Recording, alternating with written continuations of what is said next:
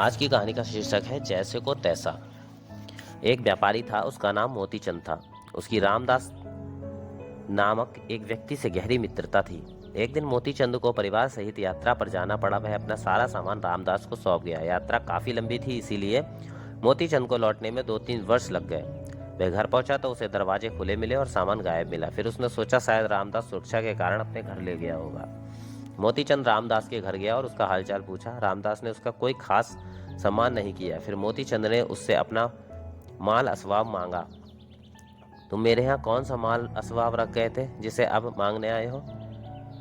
जिसके यहाँ रखा हो उससे जाकर मांगो, रामदास नाटकीय स्वर में बोला। रामदास की यह उल्टी बात सुन मोतीचंद सिटपिटाकर बोला, मैंने अपना सारा सामान तुम्हारे हवाले किया था, इसलिए तुमसे मांगने आया हूँ। मजाक छोड़कर मेरा सामान जल्दी दे दो। रामदास ने उत्तेजित स्वर में कहा, तुमने मुझे कुछ नहीं दिया था, चुपचाप चले जाओ, नहीं तो धक्के देकर निकाल दिया जाएगा। मैं मजाक नहीं कर रहा हूँ। यह सुनकर मोतीचंद भौचक्का रह गया। उसकी आंखों में आंसू भर आए।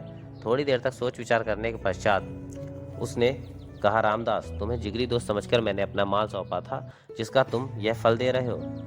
तुम तो बड़े भले आदमी थे, तुम्हें क्या यह सूझी? जानबूझकर विश्वासघात का पाप अपने सिर क्यों लेते हो? ईश्वर के यहाँ तुम्हारा छुटकारा कभी नहीं होगा, अतः उचित यही होगा कि तुम मेरी सारी अमानत मुझे लौटा दो। यह सुन रामदास गुस्से से लाल पीला हो गया। वह लड़ने बनने तक को तैयार हो गया था। मोतीचंद ने अधिक बहस करना उचित नहीं समझा और वहां से चल दिया। उसके पास ना तो रामदास के हाथ की लिखी रसीद थी और ना ही कोई गवाह। बिना किसी प्रमाण के पंचायत में उस पर आरोप लगाने से भी कुछ नहीं मिल सकता था। इस प्रकार वह चिंतित मन से अपने घर पहुंचा। उसकी बीरबल से बहुत अच्छी मित्रता थी। इस विषय में उसने बीरबल से सलाह लेने का विचार किया। दूसरे दिन उसने बीरबल के पास पहुंचकर सारा हाल कह सुनाया तथा उससे इस विषय में सहायता मांगी। बीरबल ने उसे सांत्वना दी और कहा, 3 दिन बाद आना, मैं युक्ति बताऊंगा। 3 दिन पश्चात बीरबल ने रामदास को बुलाया। रामदास बहुत परेशान था। उसने समझा शायद मोतीचंद के कहने से बुलाया गया है। वह हिम्मत बांधकर यह सोचते हुए दरबार की ओर चल पड़ा कि मोतीचंद के पास रसीद तो है नहीं, अतः वह कर ही क्या सकता है। इस तरह सोचता हुआ रामदास बीरबल के पास पहुंचा। बीरबल ने उसे आदर के साथ बैठाया और उसके साथ इस ढंग से बातचीत शुरू की जिससे उसे यह आभास ना हो कि मोतीचंद के विषय में उसे मालूम है। बातचीत करते करते बीरबल ने कहा, अरे भाई रामदास, तुम्हारा मेरा कितने दिनों से प्रेम है।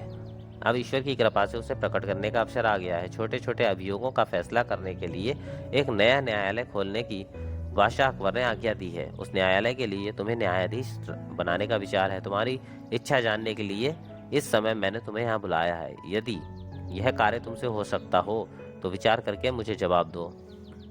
यह बात सुनकर रामदास की खुशी का ठिकाना नहीं रहा। वह मन ही मन आनंदित होता। उसने खुश होकर कहा, दीवान साहब, आप मुझे इस योग्य समझ रहे हैं, यह मेरे लिए सम्मान व गौरव की बात है, इसमें सोचना क्या है? बीरबल ने कहा, अच्छा, अब मैं सुअवसर देखकर अकबर बादशाह से तुम्हारे बारे में कहूंगा। यह सुनकर रामदास वहां से चला गया। रास्ते में उसके मन में अनेक प्रकार के विचार उठते रहे। वह खुशी से आनंदित होता हुआ घर पहुंचा। इधर बीरबल ने उसके जाने के पश्चात मोतीचंद को बुलाकर कहा कि वह रामदास के यहाँ जाकर एक बार फिर अपनी धन संपत्ति वापस देने को कहे। बीरबल के कहे अनुसार मोतीचंद प्रातःकाल रामदास के पास गया और अपनी धन संपत्ति वापस मांगने की पुनः प्रार्थना की। रामदास ने उसे पहले की भांति कहा, तुम्हारा मेरे पास है क्या जो तुम बार बार मांगने आते हो? यह सुनकर मोतीचंद बोला, भाई रामदास, जब तुम किसी प्रकार से नहीं समझ रहे हो तो मुझे अब हार कर दीवान जी से तुम्हारी शिकायत करनी पड़ेगी। बीरबल से शिकायत करने की बात सुनते ही रामदास के होश उड़ गए। उसने सोचा, बीरबल मुझे न्यायाधीश के पद पर नियुक्त करने वाला है।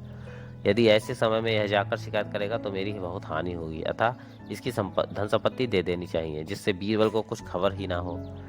न्यायाधीश का पद पाने पर ऐसी जाने कितनी दौलत मेरे पास अपने आप आ जाएगी। यह सोचकर उसने कहा, भाई मोतीचंद, मैं तो अब तक तुझसे मजाक कर रहा था। मैं ये देख रहा था कि तुझमें कितनी सहनशीलता है। लो, अपनी अमानत ले जाओ। यदि तुम आज ना आते तो कल मैं स्वयं तुम्हारे घर आता। ऐसा कहकर उसने मोतीचंद की सारी धन संपत्ति लौटा दी।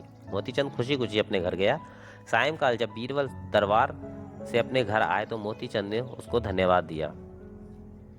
इधर रामदास बीरबल की ओर से बुलावा आने की वाट जोहता रहा, पर 10-12 दिन तक जब कुछ खबर नहीं मिली तो वह स्वयं बीरबल के पास गया और स्वयं घुमा फिराकर बात छेड़ दी।